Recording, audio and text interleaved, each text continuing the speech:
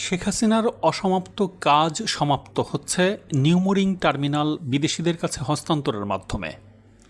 বহুল আলোচিত চট্টগ্রামের নিউমোরিং টার্মিনাল পরিচালনার দায়িত্ব পেতে যাচ্ছে সংযুক্ত আরব আমিরাতের ডিপি ওয়ার্ল্ড এবং লালদিয়ারচরে নতুন টার্মিনাল নির্মাণ ও পরিচালনার সুযোগ পাচ্ছে Danish company AP Moller Maersk বা এপিএম।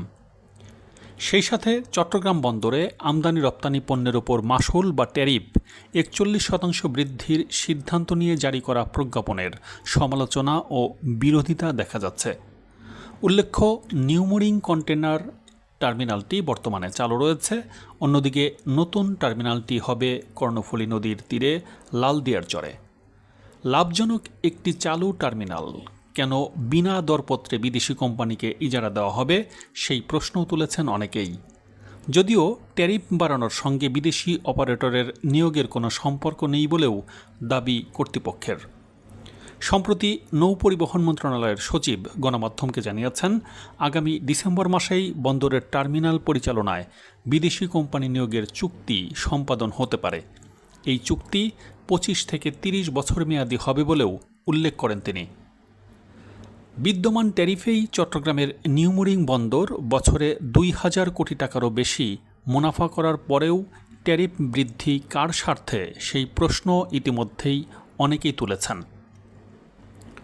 মাশুল বাড়ালে আমদানি পণ্যের দাম বাড়বে, রপ্তানি পণ্যেরও দাম বাড়বে, ফলে জিনিসপত্রের দামের ওপর তার প্রভাব পড়বে। তবে বর্তমানে চালু নিউমোরিং টার্মিনালে বিদেশি অপারেটর আসলে কী ধরনের পরিবর্তন নিয়ে আসবে বা নতুন কোন ধরনের সুবিধা যুক্ত হবে, সেটি চুক্তির মাধ্যমে নির্ধারিত হবে বলে জানান বন্দর সচিব। বিদেশি অপারেটর নিয়োগ দেবার সমালোচনা প্রসঙ্গে বন্দর বিক্রি হয়ে যাচ্ছে এমন ধারণা করা ঠিক নয়। আসলে বিদেশি অপারেটর নিয়োগ মানেই বন্দর বিক্রি করা নয়। তবে নিউমোরিং কন্টেইনার টার্মিনাল বিদেশিদের হাতে তুলে দেবার আগে দেশের স্বার্থকেই সর্বাধিক গুরুত্ব দিতে হবে।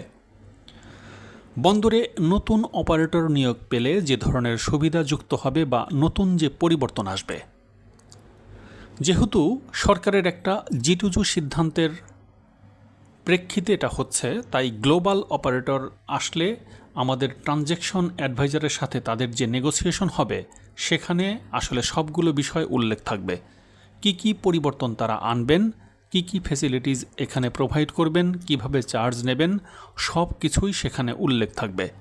তবে এটা দেখতে হবে নেগোসিয়েশন ফেজটা কিভাবে হয়, ফাইনালি চুক্তির পরেই আসলে এটা সম্পূর্ণরূপে বলা যাবে। এর পাশাপাশি আমাদের মাথায় রাখতে হবে যে চট্টগ্রাম বাংলাদেশের প্রধান সমুদ্র বন্দর। আঞ্চলিক ও কৌশলগত ভৌগোলিক অবস্থানের দিক থেকে এই বন্দর অত্যন্ত গুরুত্বপূর্ণ অবস্থানে রয়েছে।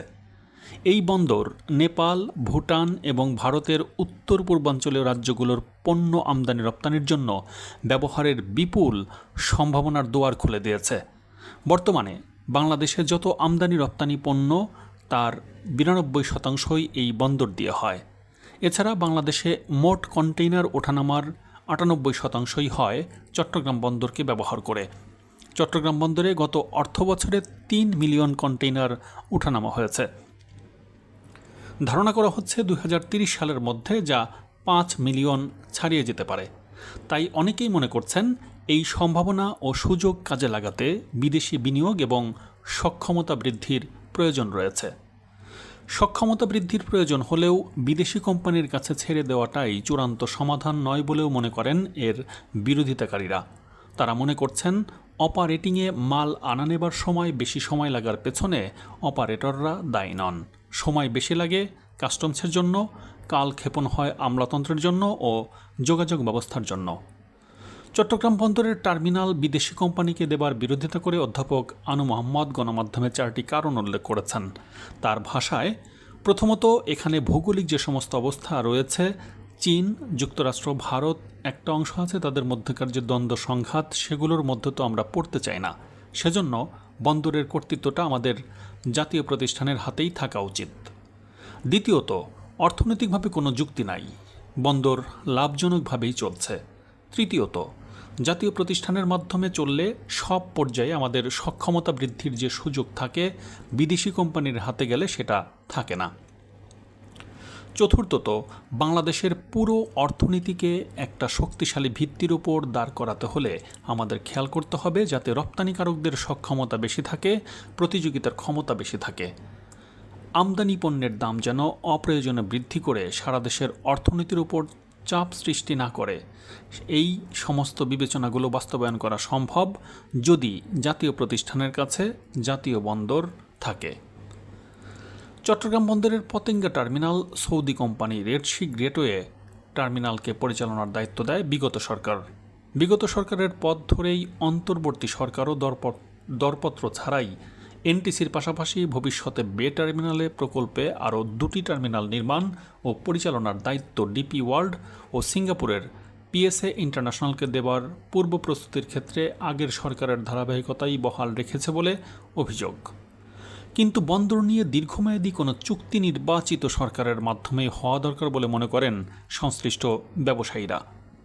ব্যবসায়ী প্রতিনিধিরা বলছেন, সরকার যদি দ্রুত ও মানসম্মত সেবার জন্য বিদেশিদের আনতে চায় তবে টেন্ডার করে আনুক। তাদের কথা হলো টেন্ডার করে দেওয়া হোক, তাহলে টেন্ডারে আপনি প্রাইসটাও ভালো পাবেন।